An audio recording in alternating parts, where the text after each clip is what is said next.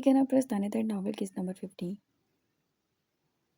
غصہ تو بہت آیا تھا لیکن فی الحال اس نے کچھ نہیں کہا تھا کیونکہ وہ جانتا تھا وہ ان لڑکیوں کی طرح نہیں ہے، اسے صرف 4 ماہ کا بدلہ لے رہی ہے۔ ایک یہ بات سوچ کر اور اپنا نیا کمرہ دیکھ کر دل راضی ہو گیا۔ وہ سکون کی نیند لے کر اٹھا تھا، بھوک کی احساس نے اسے جلدی جگا دیا۔ کل رات بھی سیب ہی کھایا تھا بس، اسی وجہ سے وہ اٹھا، بالوں میں ہاتھ پھیرا، فریش ہوا اور باہر نکل آیا۔ اور ابھی کوئی اٹھا نہیں تھا، اتنی جلدی اٹھ گیا یار، بیوی بھی پتہ نہیں کس کمرے میں ہے، یہ لڑکی سلو پوائزن کرتی ہے مجھے۔ وہ ڈھونڈنے کو سیدھا اسی کے کمرے میں آ گیا مگر وہاں ساز نہیں تھی، دو اور وجود ضرور تھے۔ وہ فوراً باہر نکل گیا اور پھر ساز کو تلاشا مگر وہ اسے کہیں نہ دکھی، یہاں تک کہ پوری بد اخلاقی کو نہیں پاتا وہ سب کے کمروں میں جھانک چکا تھا اور پھر وہ اسٹور روم کے سامنے آ گیا۔ اسے علم نہیں تھا یہ اسٹور روم ہے۔ اس نے دروازہ کھولا اور سامنے سوہا کو میٹرس پہ دیکھ کر ایک دم چونکا تھا۔ حیرانگی سے ماتھے پر ٹیوی سی بنی۔ آج تک اسے اس گھر کے کسی فرد سے کوئی غرض نہیں تھی، نہ ہمدردی تھی، نہ ہی اس نے کسی کو اپنا مانا تھا، تو ہمدردی کیسی؟ مگر کل رات بھی جس سوہا سے ملا تھا وہ بہت مختلف تھا اور آج اسے سکڑا سمٹا لیٹا دیکھ وہ وہیں کھڑا رہ گیا۔ یہ بدن زیادہ اوقات سے باہر ہو چکا تھا، بس اس کے دماغ میں اتنی بات آئی تو اور شدید غصہ بھی چڑھا۔ کیا اس کا باپ یا بھائی نہیں جانتے تھے؟ شاید نہ جانتے ہوں، کیونکہ ذلیل صرف اس کے باپ نے اسے کیا تھا، باقی اپنی ساری اولاد کو کلیجے سے لگا کر رکھا تھا۔ سوہا کہاں سو رہی تھی 2-3 راتوں سے؟ کٹ پٹ کے احساس سے وہ اٹھ گئی، مڑ کر دیکھا عمر کھڑا تھا۔ وہ جلدی سے اٹھ گئی، اس کی آنکھوں میں دیکھنے لگی جہاں سنجیدگی تھی۔ وہ شرمندہ ہوئی، کھڑی ہو گئی۔ اس نے اپنے آپ کو چھپا لیا، پتہ نہیں اپنا چہرہ دکھاتے ہوئے اب دل دھک سے رہ جاتا تھا اور بار بار دل میں خیال آتا تھا کہ کوئی اس کے چہرے کو دیکھ کر کیا سوچ رہا ہوگا۔ وہ سر جھکا گئی اور عمر وہاں سے ہٹ گیا۔ سوہا نے جلدی سے دروازہ بند کر لیا جبکہ عمر نے مڑ کر دیکھا اور پھر وہ کچن میں آ گیا۔ ہمیشہ اپنے لیے سب خود ہی کیا تھا تو اسے یہ بات انوکھی نہیں لگی تھی۔ وہ کچن میں چیزوں کے ساتھ مکمل چھڑکانی میں مصروف تھا کہ ساس جو دوسرے صحن میں بیٹھی تھی کچن کا دروازہ کھول کے اندر آئی تو اسے دیکھ کر چند لمحے کے لیے تھم گئی۔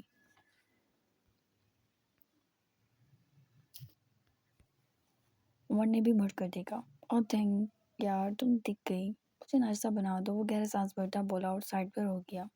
میں کیوں بنا کر دوں، میں آپ کی کچھ نہیں لگتی، اور یہ آپ اپنا موبائل لیں اور یہ آپ کا ATM کارڈ۔ نہ ہی مجھے آپ کے پیسوں کی ضرورت ہے، نہ ہی آپ کی کسی بھی چیز کی، تو مجھ سے دور رہیں، اور اگر مزید آپ کچھ بولے تو اچھا نہیں ہوگا۔ وہ کچھ بولنے ہی لگا تھا کہ وہ غصے سے بھڑ گئی۔ میں نے کچھ نہیں سننا، عمر کے ہاتھ میں پکڑا کر وہ باہر جانے لگی۔ نہیں میں یہ کہہ رہا تھا، وہ غصے سے مڑی۔ عمر نے فوراً لبوں میں لب دبا لیے، وہ پوری ڈرنے کی ایکٹنگ کر رہا تھا اس کے ساتھ۔ یار وہ تو میں تو بس اتنا کہہ رہا تھا کہ کپڑے بھی تو میں نے دلائے ہیں، اتار کے دے جاؤ، اگر ایسا کرو منہ پر مارو، وہ پورے دانت دکھاتا بولا۔ ساس کے چہرے پر ایک دم لہو رنگ چھا گیا۔ اسے لگا تھا وہ غصہ ہو جائے گا، اس نے بات ہی ایسی کی تھی، لیکن نہیں، اس نے الٹی بات ہی کرنی تھی۔ ساس اسے دیکھ بھی نہ سکی۔ اچھا نا سوری، 1 منٹ رکو نا۔ اس شیلف پر سے جمپ لگا کر دوسری طرف گیا اور جلدی سے بھاگ کر آگے آ گیا۔ سوری یار، آئندہ تمہیں چھوڑ کے کہیں نہیں جاؤں گا پکا، وہ بولا جبکہ ساس نے سر جھٹکا اور اس کے پہلو سے نکلنے لگی۔ ویسے بہت مغرور ہو گئی ہو، عمر نے منہ بنایا، مجھے آپ سے بات ہی نہیں کرنی، آپ نے سب چیزوں کو مذاق سمجھ لیا، ہر بات مذاق ہے۔ نہیں، میرے نزدیک نہیں ہے۔ 4 ماہ ایک پل چین کی نیند نہیں لی، آپ میرے ایک آنسو کا بدلہ نہیں دے سکتے، اور مجھ سے دور رہیں پلیز، وہ کہہ کے پہلو سے نکلنے لگی۔ اچھا تم چاہتے ہو میں سیریس ہو جاؤں، اس نے سوال کیا۔ جی پلیز ہو جائیں تاکہ آپ کو احساس ہو تکلیف کیا ہوتی ہے، وہ بولی جبکہ عمر نے ہلکا سا مسکرا کر دیکھا اور اس کا چہرہ پکڑ کر اس کے دونوں گالوں کو چٹا چٹ چوم لیا۔ ساس تو جیسے چکرائی گئی، دل دھک دھک ہو گیا، وہ حیرانگی سے اسے دیکھنے لگی۔ میرا دل نہیں ہے آج کل سیریس ہونے کا، اف تم کتنی مزیدار ہو، بس اب ناشتہ ہو گیا، پیٹ بھر گیا، بہت شکریہ، وہ جھک کر دل پر ہاتھ رکھ گیا۔ ساس نے گھبرا کے ادھر ادھر دیکھا اور اسے رونا آنے لگا۔ وہ انسان اتنا ضدی کیوں تھا، اتنا ڈھیٹ، اس کی بے رخی سخت الفاظ تھپڑ کوئی چیز اثر نہیں کر رہی تھی اس پر۔ میں رونا نہیں، اس نے اس کا چہرہ اپنے ہاتھوں میں تھام لیا۔ عمر، یہاں سب ہوتے ہیں، یہ آپ کا گھر نہیں ہے، کہ آپ کچن میں شروع ہو جائیں۔ اس نے اس کے ہاتھ جھڑ کے اچھا تمہیں یاد ہے، وہ مزے سے آنکھ دبا گیا۔ ساس کو لگا اس کی ہمت جواب دے گئی ہے۔ اس نے ذرا غصے سے اسے دیکھا اور دانت پیستی اس کے پہلو سے نکل گئی۔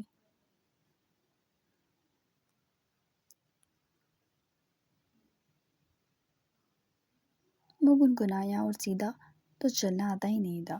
صوفے پر سے جمپ لگا کر دوسری طرف چلا گیا اور اوپر کمرے میں چلا گیا۔ اس نے ناشتہ نہیں کیا تھا، جبکہ ساس نے چپکے سے مڑ کر دیکھا۔ فکر بھی ہوئی تھی ناشتہ جو نہیں کیا تھا اس نے، لیکن وہ زبردستی خود کو دوسری طرف لے گئی، امی کے کمرے میں آ گئی۔ وہاں بدر بھی موجود تھا۔ تم کہاں تھی؟ میں تمہارے پاس ہی آیا تھا، بدر نے سوال کیا۔ ساس خاموشی سے بیٹھ گئی۔ جی بھائی، وہ بولی، جبکہ بدر نے سر ہلایا۔ امی کو سمجھاؤ یہ آدمی قابل بھروسہ نہیں ہے۔ سبحان بہت اچھا لڑکا ہے، تم اسے کہو کہ تمہیں ڈائیورس دے کر تاکہ سبحان سے تمہاری شادی۔ وہ بولا، جبکہ دوسری طرف نجمہ نے کانوں کا ہاتھ لگایا۔ کیسے بدبخت بھائی ہو تم، بدر اپنی بہن کو طلاق کا کہہ رہے ہو کہ وہ اپنے شوہر سے طلاق لے؟ وہ شوہر کے لانے قابل نہیں ہے۔ شوہر کے لانے قابل تم کب ہو؟ دن رات تمہیں بھابھی کوسنا دیتی ہیں، ان کے کوسنے سمیٹ کر تم دکان پر کون سا کاروبار کر لو گے؟ بس امی، بہت ہو چکی ہے یہ باتیں۔ مجھے علم ہے کہ میری زندگی کیسی ہے، مگر میں ساس کی زندگی تباہ ہونے نہیں دوں گا۔ عمر اس قابل ہوتا تو اسے طلاق کا نہ کہتا۔ تم اس سے بات کرو تاکہ معاملات آگے بڑھیں، اس نے کہا اور کھڑا ہو گیا۔ بھائی سہا بھابھی اسٹور میں کیوں ہے؟ ساس کی طرف سے یہ پہلا سوال تھا۔ بچے آپ کا مسئلہ نہیں ہے، آپ اپنے مسئلے پر دھیان دو۔ بھائی، اگر عمر نے بھی میرے ساتھ وہی سلوک کیا جو آپ بھابھی کے ساتھ کر رہے ہیں تو، وہ بولی، جبکہ بدر خاموش ہو گیا۔ نہیں کرے گا وہ تمہارے ساتھ ایسا، اس کے ہاتھ پاؤں توڑ دوں گا، وہ بولا اور ان سب کے سوالات سے بچنے کے لیے وہاں سے باہر نکل گیا۔ آج موسم کچھ خراب زیادہ، یوں لگتا ہے کہ کسی بھی وقت آسمان برس اٹھے گا۔ ساس خاموش ہو گئی۔ بدر باہر نکلا اور گھر سے نکلنے لگا کہ اسٹور پر نگاہ گئی۔ وہ اس رات کے بعد اسے دکھی نہیں تھی۔ وہ گھر سے چلا گیا۔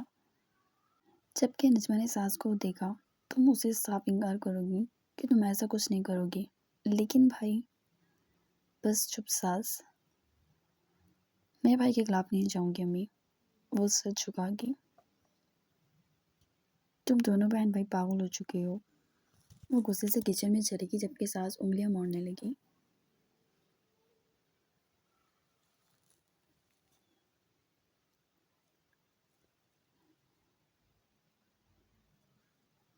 وہ دیر سے اٹھا تھا، برش کر رہا تھا۔ اس نے اٹھتے ساتھ ہی کھڑکی کی طرف دیکھا۔ چند لمحے برش کو گھورتا رہا اور پھر اٹھ کر جلدی سے کھڑکی بند کر دی۔ وہ جب سے یہاں آیا تھا تب سے شراب کو ہاتھ بھی نہیں لگایا تھا۔ نشے میں چلا جاتا تو کون ساس اسے یاد ہی نہ رہتا۔ شراب کی بوتل کو گھونٹتے کافی دیر ہو گئی تھی۔ اسے بارش کا شور کانوں میں شور کر رہا تھا۔ نہیں پینا چاہتا تھا وہ، اسے اپنی ساس کو منانا تھا، لیکن شراب کی بوتل اسے اپنی جانب ایسے کھینچ رہی تھی جیسے وہ مقناطیس ہو، اور کافی دیر اگنور کرنے کے بعد تھک کر اس نے بوتل اٹھا کے منہ سے لگا لی۔ یہ بارش کیوں ہوئی تھی؟ اسے سخت نفرت تھی بارش سے۔ کیوں ہو گئی تھی بارش؟ جب بھی بارش ہوتی وہ کمرے میں ایسے بند ہو جاتا جیسے اب کبھی نہ نکلنا ہو۔ اس نے پردے آگے کر کے کمرے میں تیز آواز میں گانے لگا دیے۔ پورے گھر میں گانوں کا شور تھا اور پورا گھر سر پر اٹھا چکا تھا۔ وہ تائی جان مغرب کی نماز کے بعد فارغ ہو کر تسبیحات کر رہی تھی، اور یہ شور سن کر انہوں نے ساس کو گالیاں نکالنا شروع کر دی۔ اے منحوس، اس آوارہ کو جا کر کہہ نماز قرآن بھی کر لیا کرے، مولوی اشفاق کا بیٹا ہے اور کیسا نکلا ہے۔ جا اسے کہہ بند کر یہ سب، وہ بولی، جبکہ ساس نے نہیں جانا تھا۔ وہ جیسے بحری بن کر کچن میں کھڑی کام کرنے لگی۔ اشفاق صاحب بھی گھر آ گئے تھے۔ اور آج تو قسمت سے بدر بھی گھر آ گیا، اور سب بھی گھر میں ہی شور سن رہے تھے۔ اب جا کر کہو گی اسے کہ یہ بند کرے تماشا؟ اشفاق صاحب دھاڑے کہ اچانک گانے خود ہی بند ہو گئے۔ وہ پوری بوتل اتار چکا تھا۔ اب قدرے بہتر تھی کیفیت۔ اب بارش کا شور ہوتا یا دنیا شور مچاتی اس کی بلا سے۔ وہ خود سکون سے بیڈ پہ گر گیا جب اشفاق صاحب نے گور کے اوپر دیکھا اور سر جھٹکا۔ کافی دیر سے وہ کمرے میں لیٹا رہا اور پھر اٹھ کر نیچے آ گیا۔ کھانے کی خوشبو کافی مزیدار تھی مگر اسے کچھ نہیں کھانا تھا۔ وہ جیسے بچوں کی طرح اس کے پاس کچن میں آ گیا۔ وہ جانتا تھا وہ وہیں ہوگی۔ بارش کب بند ہوگی؟ سرخ نظروں سے اس نے سوال کیا تھا۔ سانس کو اس کے گلون میں شرابی بو بھی محسوس ہو رہی تھی۔ اس نے اس کی جانب دیکھا اور رخ موڑ لیا۔ پلیز کچھ کرو، بارش بند ہو جائے۔ کیوں بارش میں اب آپ کو کیا مسئلہ ہو جاتا ہے؟ وہ تنگ آ کر بولی۔ اچھی نہیں لگتی، وہ بس اتنا ہی بولا۔ ساس نے جان بوجھ کے کچن کا دروازہ کھولا اور صحن میں بڑی تیزی سے بارش برس رہی تھی۔ عمر کی داشت میں ایک منظر گم سا گیا۔ وہ باہر صحن میں نکل گئی۔